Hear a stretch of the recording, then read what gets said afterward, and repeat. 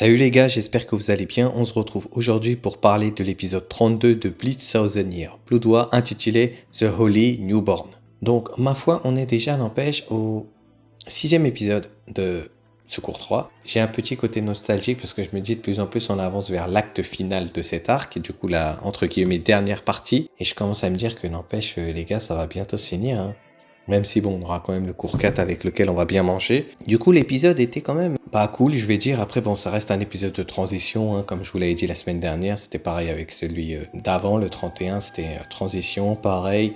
Le prochain aussi, normalement, ça devrait être plus ou moins pareil. Et il va vraiment poser les dernières brides d'intrigue pour l'acte. Mais bon, je vais y revenir plus tard dans la vidéo. Donc déjà, premier point, pour parler du Seireitei. Côté Seireitei, on avait laissé les Shinigami, donc donc ils essayaient de créer le portail pour rejoindre le palais royal. Donc je vous avais dit que en fait de base dans le manga, ça se passait au même moment pendant que ils essayaient d'absorber le Reio Iwatch. Donc à chaque fois on avait un peu ces trucs-là, ils étaient en train de faire les boules, donc ça cassait vraiment le rythme.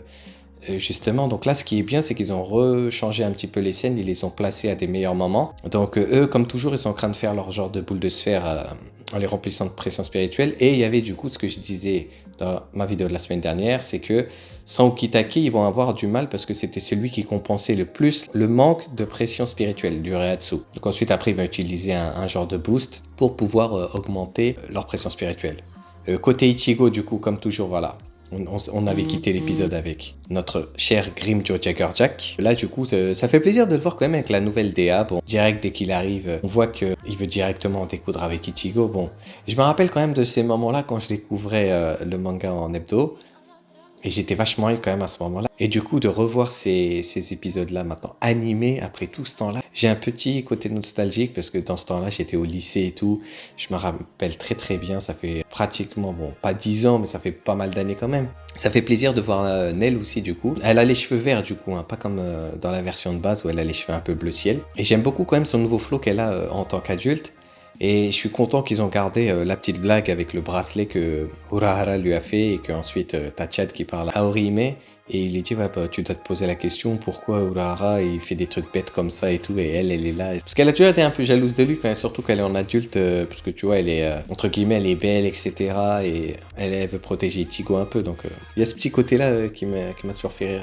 Bon il y a aussi d'autres retours dans cet épisode, on a Riruka aussi qui est revenu et Yukio, les deux du coup de l'arc Fullbring. Riruka aussi c'était un personnage que j'aimais beaucoup, bon elle est marrante et puis elle était sensible, n'empêche c'était l'une des premières à pas vouloir voler les pouvoirs de Ichigo au final, parce que bon en soi elle en pensait un peu pour lui mais même pour Orihime ils avaient une début d'amitié, bon c'était cool quand même de les revoir. Et puis avec la nouvelle DA etc, surtout bon qu'eux ils sont dans leur petite case dans le Fullbring de Yukio et ils vont passer via le Garganta par la vallée des cris justement. Donc ils canonisent encore une fois le film Bleach premier du coup.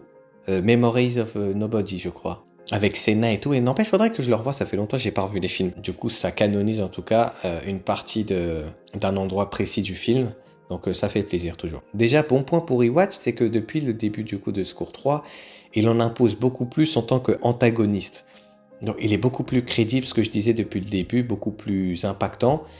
Et là, du coup, maintenant qu'il a absorbé le Rayo, ils lui ont mis une genre d'aura autour de lui, vachement stylé, carrément, tu vois bien que même ses propres sternes, du coup, sa garde rapprochée, flip, voilà. Et il y a un moment que j'aimais beaucoup dans le manga, c'est quand il dit, ouais, c'est ce qui fait d'avoir trop de puissance et tout, genre, les gens, ils ont peur de toi, quoi, carrément. Le moment où ils s'inclinent tous devant lui et qui va remodifier le palais spirituel, le palais du roi. Parce que de base, dans le début du cours 2, ils avaient remplacé le Seireitei par le Wanderreich, mais là maintenant il va remplacer le palais du roi spirituel par le Warheld. Donc c'est le nouveau un peu empire qu'ils vont faire maintenant, vu que c'est le boss maintenant quoi.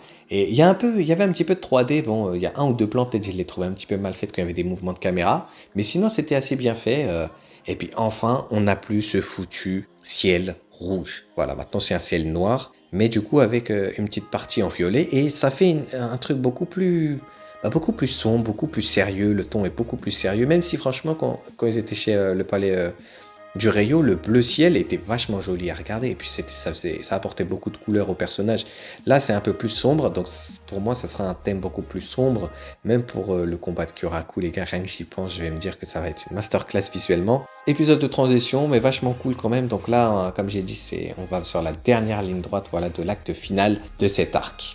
Et aussi pour parler d'Ishida, tu vois bien, il doute peut-être un peu, peut-être parce qu'il repense à quand il a tiré sur Ichigo. Donc est-ce que c'est le début des regrets que peut-être il se dit non en fait j'ai merdé parce que Iwatch il devient vraiment beaucoup trop fort et tout seul j'arriverai pas à le battre. Mais à voir maintenant. Franchement non, très bon épisode, voilà, un peu comme le dernier. Bon, j'étais beaucoup plus posé, c'est pas comme les 4 enchaînements qu'on a eu depuis le début, c'est normal qu'on respire un petit peu plus. Le prochain épisode, ça s'appellera The Gate of the Sun, donc la porte du soleil. Et normalement, ce chapitre-là, juste après, il y a un arc du coup, un mini arc flashback plus combat du nom de Friend. Et ça concerne deux personnages. Et c'est un arc que j'aime beaucoup, que j'ai hâte de voir adapté. Mais en fait, le poème de fin d'épisode, du coup, qui tease le prochain, bah, c'est un poème sur Renji. On est beaucoup à théoriser comme quoi Renji pourrait potentiellement, en tout cas, se battre avec Uryu. Ou en tout cas, il aura un moment majeur dans ce cours 3. Parce que même avec l'opening, tu le vois en sang, ensanglanté, comme ils disent. Il y en avait sur Twitter, ils disaient... ouais, bah en fait, il est vraiment dans le Battlefield Burning, parce que c'est le tome 73, où du coup, c'est le combat qui déchaîne, tu vois, et il est sur la cover du tome. Donc, à voir, franchement, je pense que l'épisode prochain pourrait pas mal nous surprendre en tant que rajout, et qui enchaînera aussi directement sur le mini-arc flashback que je vous ai dit, avec un bon combat. Donc forcément, le mini-arc flashback sera sur un épisode, mais du coup, peut-être comme Zaraki contre Unohana, donc la moitié du prochain et la moitié de celui d'après. Et après, on enchaînera sur d'autres. En tout cas, les bases maintenant sont posées pour l'acte final de cet arc.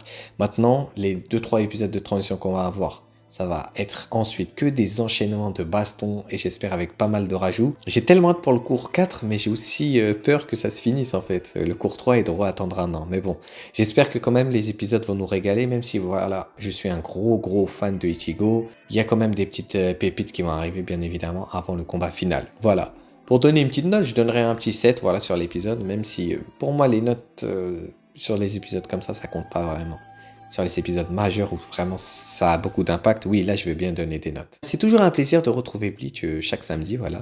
Puis là l'horaire elle a changé, c'est mieux, l'épisode sera un peu plus tôt, donc tant mieux. Moi après le travail, je viens directement, pop, je peux regarder l'épisode.